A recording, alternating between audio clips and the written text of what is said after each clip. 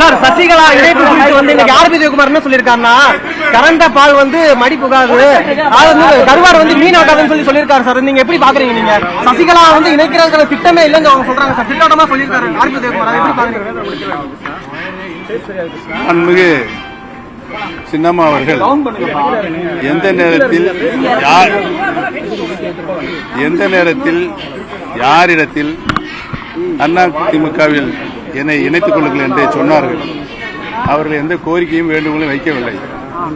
பிரிந்து கிடக்கின்ற அனைத்து இந்திய அண்ணா முன்னேற்ற கழகத்துடைய சக்திகள் பிரிந்து கிடப்பதனால் 10 தேர்தலில் வெற்றி வாய்ப்பை நாம் இழந்திருக்கிறோம். அதனால் கழகத்தினுடைய அடிப்படை தொண்டர்கள் 50 ஆண்டு காலம் இந்த இயக்கத்தை மாபெரும் இயக்கமாக உருமாற்றிய மாண்புமிகு அம்மாவர்கள், புரட்சித் தலைவி எம்ஜிஆர் அவர்கள் வளர்த்த இந்த இயக்கம் மீண்டும் ஒன்றுபட வேண்டும் என்று தமிழக மக்களும் தொண்டர்களும் விரும்புகிறார்கள்.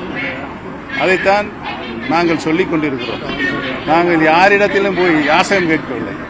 எங்களை இணைத்துக் கொள்ள வேண்டும். அவர்களாகவே சொல்லுகிறார்கள். அது தேவையில்லாத பிரச்சனை. சார், எடப்பாடியை முதலமைச்சராக ஆக்கியது சசிகலா கிடையாது, எம்எல்ஏ தொண்டர்கள் தான். அதே சமயம் அந்த சமுதாயத்து மக்களுக்கு சசிகலா என்ன செஞ்சாங்க அப்படின்னு ஒரு பெரிய குற்றச்சாட்டு வைக்கிறாரு சார். நான் ஏற்கனவே சொல்லிவிட்டேன். உதயகுமாருடைய பேட்டியலுக்கெல்லாம் பதில் சொல்லுகின்ற நிலையில் நான் இல்லை. உங்களுக்கு தெரியும் ஏன் என்று சொன்னார். மாண்புமிகு சின்னம்மா அவர்கள் முதலமைச்சர் தேர்தலை சட்டமன்ற உறுப்பினர்களை கூட்டி யாரை முதலமைச்சராக அவர்கள் அறிவித்தார்கள் என்பது உங்களுக்கு அனைவருக்கும் தெரியும்.